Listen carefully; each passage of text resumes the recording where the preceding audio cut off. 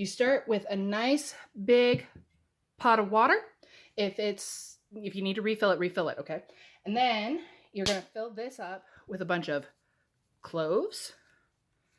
Liberal. This is where you want to use up all those old spices that are taking up the back of your cupboard that you're never actually going to use in cooking because you're kind of nervous about it, but you're too cheap to throw them away. At least that's what I do.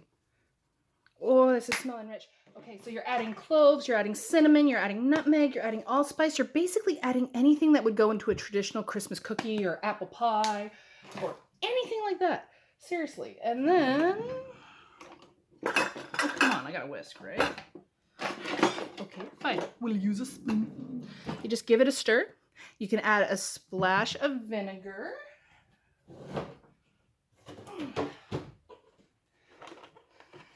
To help with scent neutralization. Okay? And then you just put this on the stove and let it boil the whole time you're decarbing and infusing.